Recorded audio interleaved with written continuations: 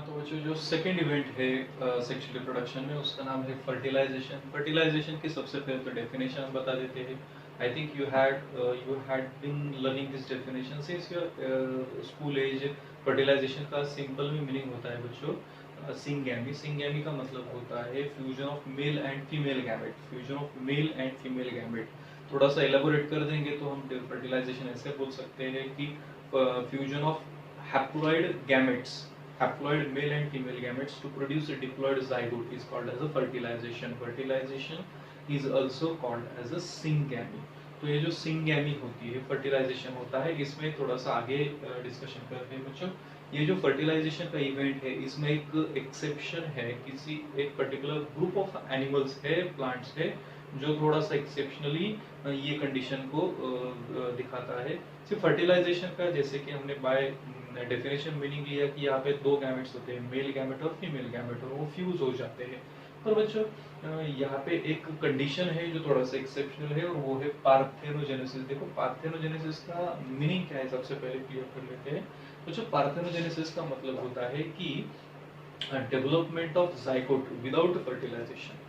Development of zygote without fertilization. And how does it form? It form from some specialized cells of female reproductive structure. तो female reproductive structure या जो special structures होते होंगे, जो female reproductive structure होते हैं for fertilisation, तो वो स्ट्रक्चर डायरेक्टली इवॉल्व हो जाते हैं किसमें, तो जाइगोट में। ये जो कंडीशन होती है एक पर्टिकुलर ग्रुप ऑफ एनिमल्स में। अगर आपके पास टेक्स्ट बुक है तो आपके पास पेज नंबर है 14, और वहाँ पे आपको मिल सकता है कि it is very unusual condition, very exceptional condition, जहाँ पे एग्जांपल्स मैं आपको बता देता हूँ। ग्रुप ऑफ एनिमल्स है, एक तो होता है रोटीफर, दूसरा है हनी बीज, और तीसरा होता है lizards and some birds like turkey. तो ये जो एनिमल्स हैं, ये एनिमल्स में जो फीमेल गैमेट होता है, फीमेल गैमेट विदाउट फर्टिलाइजेशन एक न्यू इंडिविजुअल को या जाइगोट को प्रोड्यूस कर सकता है। ऐसी कंडीशन को हम बोलते हैं parthenogenesis. So it is very unusual condition as it is exception to the fertilization. हमने इसे यहाँ पे डिस्कस कर लिया। तो parthenogenesis should be treated as a totally independent topic. ये फर्टिलाइजेशन में एक्चुअली नहीं आता है, पर एक्सेप्शन है, इसलिए हमने डिस्कशन कर लिया। तो आगे बढ़ते हैं। जो फर्टिलाइजेशन होता है बच्चों, इसमें दो पॉसिबिलिटीज आती है, एक तो एक्सटर्नल फर्टिलाइजेशन, एक तो इंटरनल फर्टिलाइजेशन। तो एक्सटर्नल फर्टिलाइजेशन के बारे में पहले डिस्कस कर लेते हैं बच्चों। एक्सटर्नल फर्टिलाइजेशन का सिंपल से ऐसा मीनिंग होता है द फर्टिलाइजेशन या fusion of gametes that takes place in external environment, that is called as external fertilisation. तो अभी एक्सटर्नल एनवायरनमेंट का मतलब क्या होता है और क्यों एक्सटर्नल एनवायरनमेंट में वो प्रोड्यूस होता है। तो बच्चों बहुत सारे लोअर एग्जांपल्स है, लोअर प्लांट्स और एनिमल्स के एग्जांपल है जहाँ पर एक्सटर्नल फर्टिलाइजेशन होता है। तो fertilisation of male and female gamete outside the female body is called as the external fertilisation. As you can see here on board, so many algae, fishes and amphibians. Algae is the example of lower plant, fishes and amphibians are the example of lower animals. In case of both the category, plant as well as animal, you can say external fertilization may occur. What is the significance of external fertilization? See, every coin has a two sides. Similarly, if it is external fertilization, it must have some advantage as well as some disadvantage. What is the advantage of external fertilization? हो सकता है external fertilisation में भी कुछ positive हो सकता है, तो हाँ डेफिनेटली होता है। एक्चुअली मैं ये कहूँगा कि because of this advantage it is external fertilisation. तो without wasting time, without stretching your curiosity, मैं बता देता हूँ इसका बिगेस्ट एडवांटेज होता है in case of those animals and plants which undergo external fertilisation. यहाँ पे एक्सटर्नल फर्टिलाइजेशन का जो कंडीशन है, इसमें जितने भी नंबर ऑफ इंडिविजुअल प्रोड्यूस होते हैं वो क्वांटिटी में ज़्यादा होते हैं। So more number of individuals can be produced in external fertilisation. आप इमेजिन कर सकते हो कि पानी में females have laid their eggs and male have shed their sperms, so they will fertilize outside the female body inside the water, as in case of frog or in case of you can say fungi. तो fusion हो गया, fusion होने के बाद आप imagine कर सकते हो n number of thousands, lakhs या उससे भी ज़्यादा एग्स हो सकते हैं, उससे भी और उतने ही स्पर्म्स अगर मेल शेड कर देता है तो उसमें फ्यूजन हो जाएगा। And you can just imagine how large quantity of individuals can be produced in external fertilization। तो ये हो गया उसका एडवांटेज।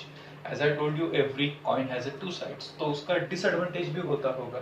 डिसएडवांटेज ये होता है बच्चों कि if it is outside the mother's body, if it is outside the female reproductive structure, इसकी मॉर्बिडिटी जो होती है ना, मतलब सर्वाइवल रेट जो होता है वो बहुत ही कम होता है।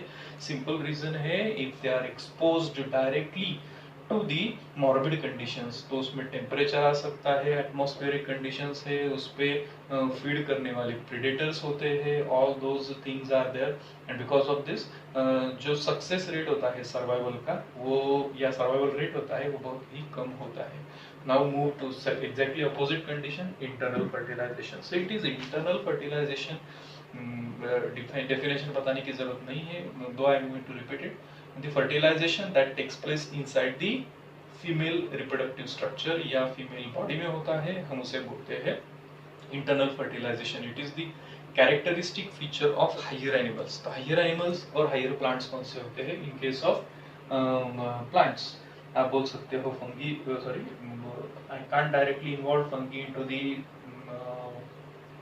into plants, लेकिन फंगी होते हैं, उसके बाद टेरिडोफाइट्स होते हैं, gymnosperm, angiosperm, they show internal fertilisation. And in case of higher animals, तो एम्फीबियंस के आगे कौन कौन से क्लासेस होती है जो हायर एनिमल्स में आती है? रेप्टाइल्स होती है, बर्ड्स होती है और मैमल्स होती है। ये तीनों क्लासेस एनिमल्स की और तीन डिविजन्स है प्लांट्स की, जिन्हें हम हायर बोल सकते हैं, उनमें होता है इंटरनल फर्टिलाइजेशन। तो इंटरनल फर्टिलाइजेशन में भी वही दो चीजें हमें डिस्कस करनी है जो एक्सटर्नल फर्टिलाइजेशन में डिस्कस की थी। एक चीज है what is the advantage and दूसरी व्हाट इज द डिसएडवांटेज।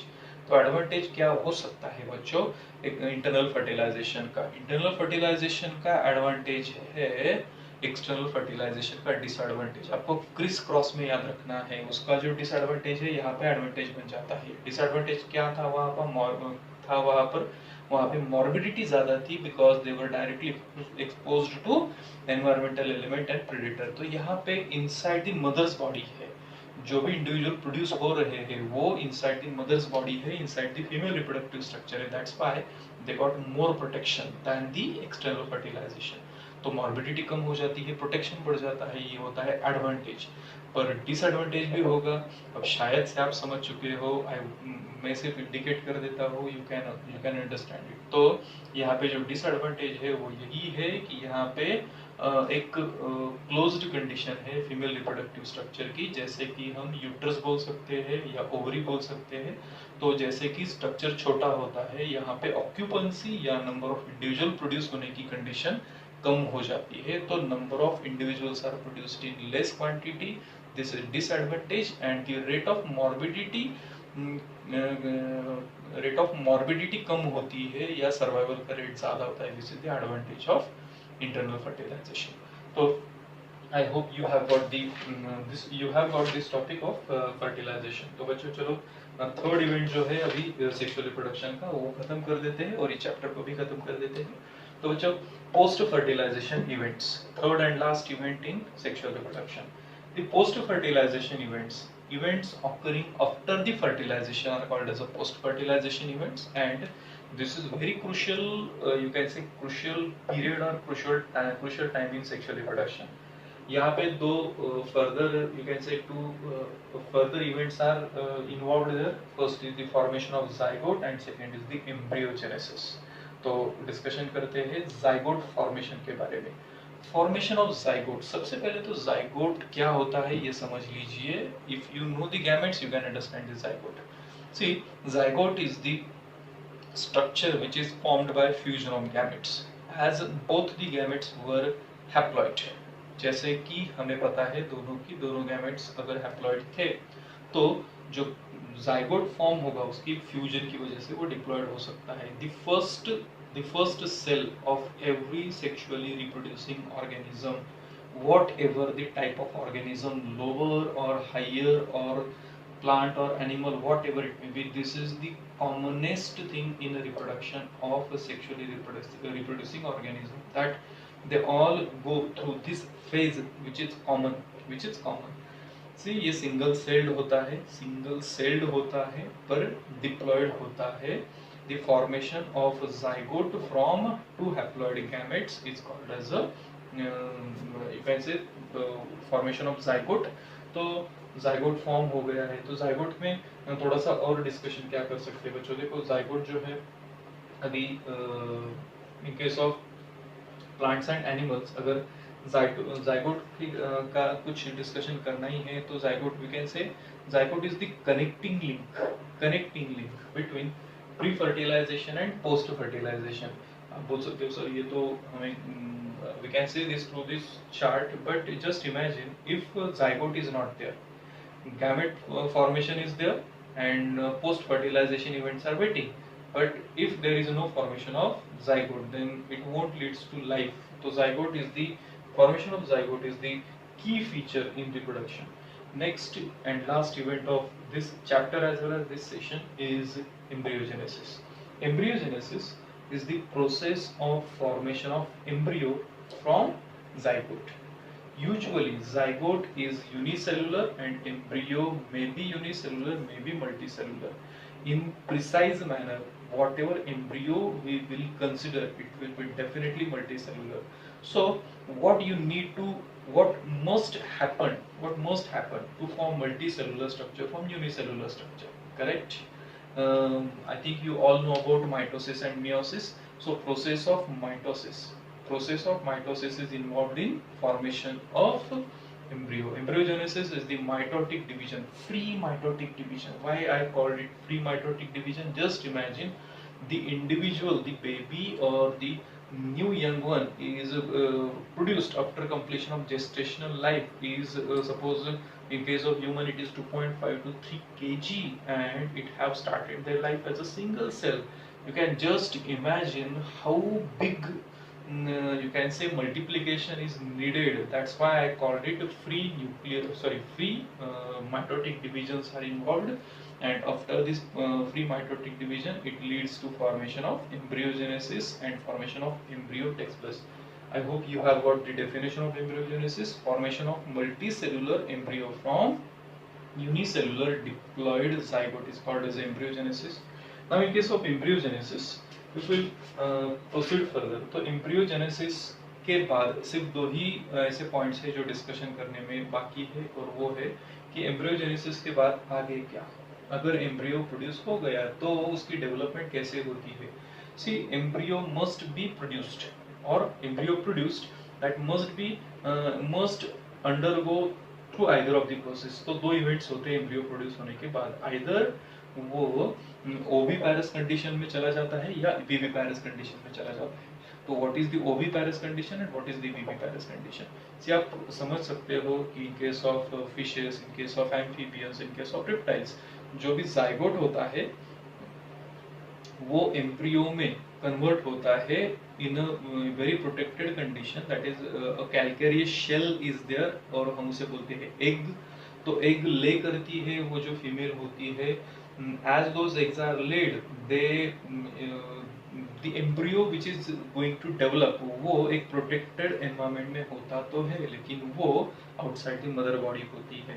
तो जो embryo form होता है inside the you can say protective shell, calcareous shell जिसे हम egg बोलते हैं, तो egg के अंदर, लेकिन मैटरनल केयर कौन से फॉर्म में है, तो एक्सटर्नल फॉर्म में है, as it is not going to develop inside the mother's body, तो वो ओविपैरस हो जाता है.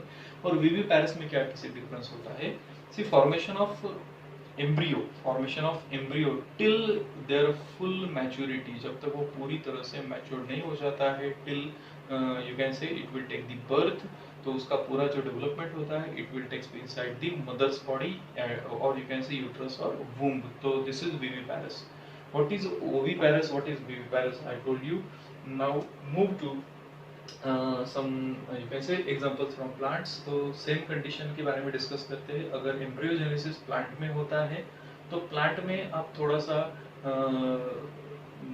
सेक्सुअल रिप्रोडक्शन इन एंजियोस्पर्म चैप्टर्स में अगर आप आखिरी वाला जो टॉपिक होता आखिरी वाला जो टॉपिक है उसमें अगर आप थोड़ा सा जाकर देखेंगे तो आपको समझ में आ जाएगा कि जो पोस्ट फर्टिलाइजेशन इवेंट्स होते हैं प्लांट्स में भी, तो उसमें क्या होता है, जो ओवरी होता है, ovary it's a part of gynoecium, जो ओवरी होता है it is converted into fruit, और उसके अंदर जितने भी ओव्यूल्स होते हैं they are converted into seeds.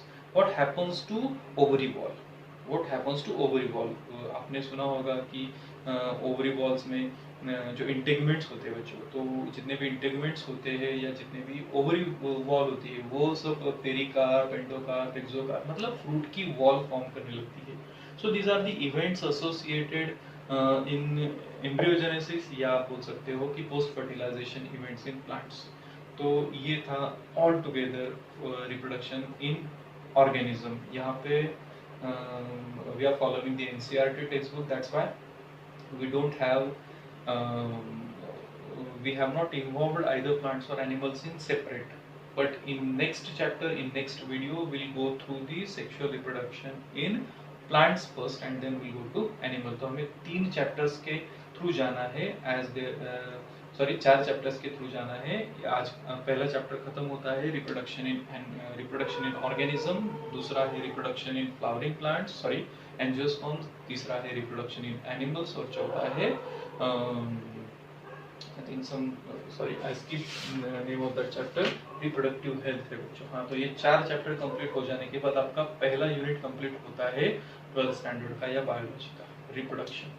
तो ये था रिप्रोडक्शन का first chapter. Today we have finished sexual reproduction in 2 small videos.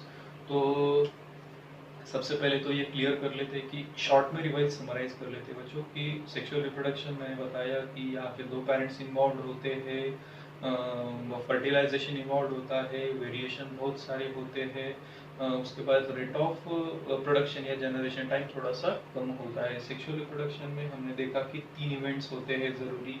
एक होता है प्री फर्टिलाइजेशन, दूसरा होता है फर्टिलाइजेशन और तीसरा होता है पोस्ट फर्टिलाइजेशन. प्री फर्टिलाइजेशन में हमने 2 इवेंट्स देखे. इसमें एक था गैमेटोजेनेसिस, दूसरा था transfer of gametes. In case of second event जो था फर्टिलाइजेशन, वहाँ पे पार्थेनोकार्पिक एक्सेप्शनल कंडीशन देखा, और फर्टिलाइजेशन में एक्सटर्नल और इंटरनल फर्टिलाइजेशन. उसके बाद पोस्ट फर्टिलाइजेशन इवेंट जो थे वहाँ पे भी 2 इवेंट्स थे, एक था फॉर्मेशन ऑफ जाइगोट और दूसरा था एम्ब्रियोजेनेसिस. तो ये था about first chapter. I hope you all have got this chapter. I can just hope for it. Look at it very ये वीडियो अच्छे से देखिए and revise it, summarise it. आपके पास टेक्स्ट बुक होनी चाहिए जब आप रिवाइज कर रहे होंगे. And most important thing, complete the exercise because we have finished the chapter. और एक्सरसाइज आपको NCERT की टेक्स्ट बुक की ही फॉलो करनी है. तो this is your homework for today after completion of this video. तो मिलते हैं नेक्स्ट वीडियो में जो होगा सेक्सुअल रिप्रोडक्शन इन प्लांट्स. तब तक के लिए बाय.